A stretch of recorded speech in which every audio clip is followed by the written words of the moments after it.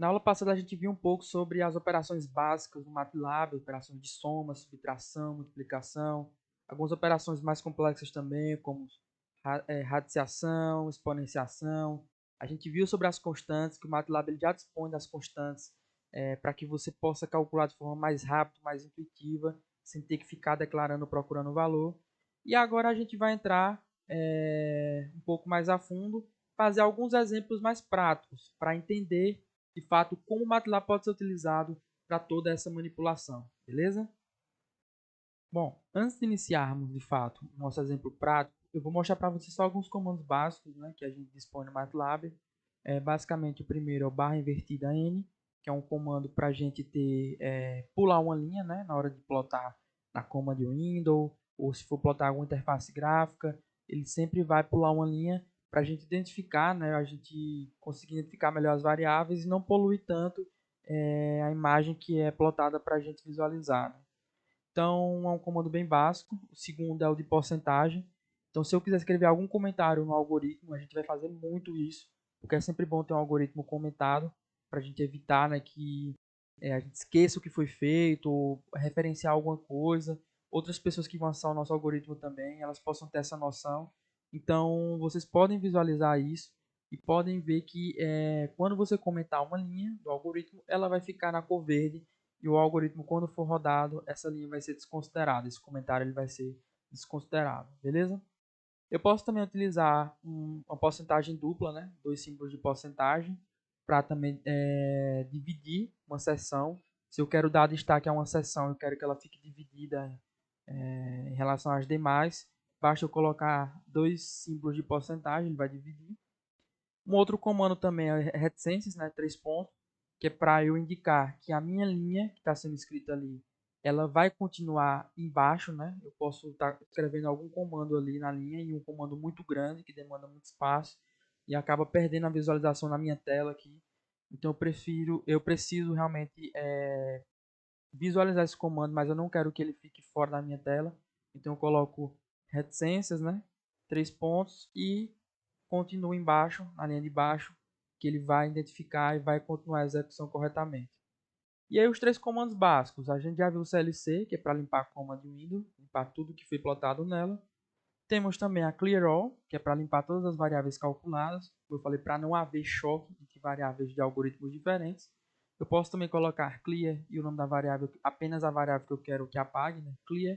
Aí, por exemplo, A, né? Clear A, para apagar apenas A.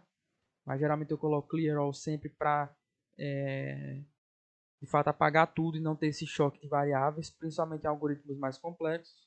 E o último ponto que a gente vai começar a colocar também no cabeçalho mais para frente é o close all, que é para fechar todas as janelas gráficas abertas e evitar que você tenha vários gráficos ali, você se confunda, cause uma poluição, atrapalhe seu raciocínio.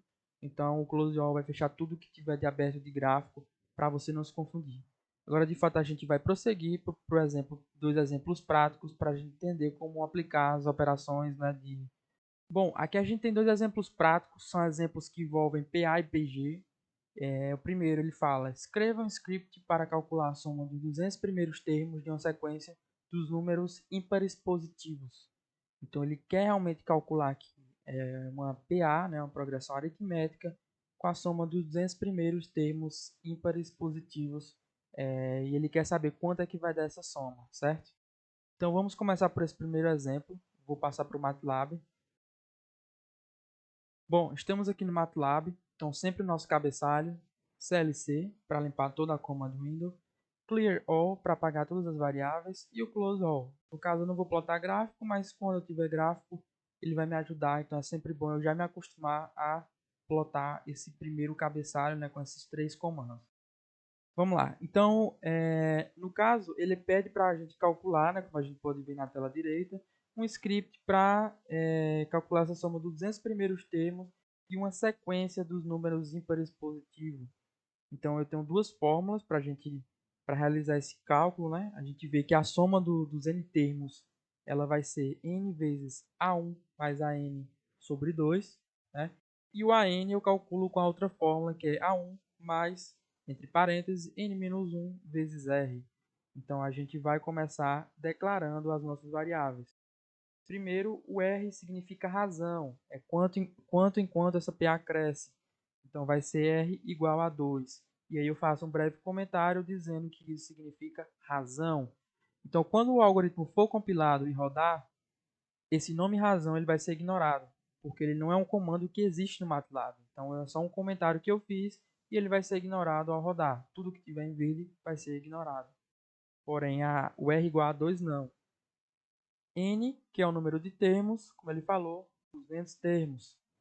E aí eu posso fazer, né, ponto e vírgula, para ele não aparecer na minha command window, e escrever número de termos.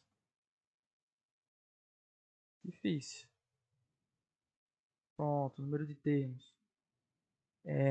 E o primeiro termo, o A1, eu vou escrever que ele vale 1. É o primeiro termo. O primeiro ímpar positivo é 1.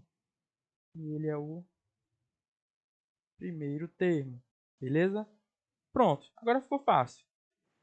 Para eu calcular o S, a soma dos termos, né, dos 200 termos ímpares positivos, eu preciso primeiro ter o primeiro termo, né, o último termo, perdão, que é o A200, é calculado pela expressão que vocês veem ao lado. Eu preciso ter esse último termo e ele é calculado por essa expressão. Então, o MATLAB ele precisa ter uma ordem de sequência para que o resultado seja de fato calculado, ele não dê erro no algoritmo. Então, A200, que é o termo 200, vai ser A1 mais, entre parênteses, n-1, para indicar que essa operação ela é feita primeiro, vezes, né, aqui fora, o r, que é a razão. Então, eu preciso calcular logo esse A200, para agora eu calcular o S200, que é a soma dos 200 termos. E vai ficar n vezes A1 mais A200, né, que é o último termo. Só que isso aqui tudo vai ser dividido por 2. Então, eu coloco isso aqui tudo entre parênteses. Ele vai começar executando esse miolo aqui e depois faz o miolo envolvendo n. E aí, por fim, ele vai ser dividido por 2. Então, esse é o meu algoritmo. Quando eu rodar, ele vai calcular o termo, a soma dos 200 termos ímpares positivos. Então, quando eu rodar, ele vai calcular em menos de um segundo e vai ter o resultado aqui 40.000, que é essa soma. Beleza? E o nosso segundo exemplo, né? Eu vou aqui fazer um comentário duplo, que é para eu indicar que é uma seção à parte. E vou criar uma outra seção, para agora eu indicar que é da minha PG, que é o meu segundo exemplo. Então, eu vou calcular primeiro, para eu calcular essa expressão, eu preciso usar essa fórmula que está aí ao lado, que é o Sn, que é a soma dos termos, né? Sobre o Sn é igual a A1, que é o primeiro termo, vezes Q elevado a N, ou seja, Q é o número é a razão, né? O quanto essa PG cresce, elevado a N, que é o número de termos, menos A1, que é o primeiro termo, tudo isso sobre Q menos 1. E aí no script ele pede, calcule a soma dos 20 termos iniciais da série. 1, 3, 9, 27. Ou seja, a partir do 3 aí, ele vai crescer na forma de 3 elevado a 1, 3 elevado a 2, 3 elevado a 3 e por aí vai. Então, a razão ela é basicamente eu pegar um termo, certo? Um termo qualquer dessa expressão, vou pegar o 27, que é o último, e dividir pelo termo anterior ao 27, que é o 9. Então, eu tenho a minha razão, que é quanto em quanto essa PG ela vai crescer. Então, aqui eu escrevo razão. Certo? N é o número de termos. Ele pede os 20 termos iniciais da série. Então, vai ser 20. E o A1 é fácil. É o primeiro termo. E eu escrevo só o 1. Eu dou um espaçozinho só para dar uma organizada. Então, o N novamente é o número de termos. E o A1 é o primeiro termo da série. Pronto, ficou fácil. Agora é só escrever S20, que é a minha variável, né? A soma dos primeiros 20 termos da PG. E aí eu vou escrever agora, começar com parênteses, né? A1 vezes Q elevado a N, certo? é o primeiro termo vezes esse q elevado a n. Primeiro ele vai executar o expoente, que é o q elevado a n. Eu posso até colocar em parênteses para reforçar isso. E vai subtrair tudo isso do A1, que é o nosso primeiro termo. Só que tudo isso aqui, que agora eu vou fechar o parêntese, vai ser dividido por Q menos 1, a razão menos 1. E aí eu vou ter a soma dos 20 termos dessa PG, iniciando no termo 1 e tendo esse aumento aí de 3, 9, 27, por aí vai. Quando eu calcular, ele vai dar justamente isso. 1,7434, né? Que está na notação científica, vezes 10, o Ezinho simples não indica o número de Euler, só relembrando, o número de Euler é XP, entre parênteses o número que eu quero levar. Então o E simples, lembrando, é sempre uma potência de base 10, sempre a potência de base 10. Então vai ser 1,7434 vezes 10 elevado a 9. Este vai ser a soma dos 20 primeiros termos da PG que está sendo indicada no nosso slide aí ao lado. Beleza? Então são dois exemplos práticos, de exemplos que a gente pode aí, quem trabalha com parte de estatísticas, probabilidades, pode estar trabalhando, né? Até quem trabalha com séries também, principalmente. Então você vai ter aí um exemplo que pode ser facilmente resolvido no MATLAB e de forma bem organizada e bem prática, sem ter que ficar toda hora, né? A gente calculando na mão, na calculadora, tendo que recalcular, refazer, não. Porque a gente vai ter tudo já escrito, já tudo registrado, e aí se eu quiser, basta alterar só os meus inputs, que são esses três primeiros. E aí meu output, que é o S, né, vai ser calculado em menos de um segundo e eu já vou ter meu resultado.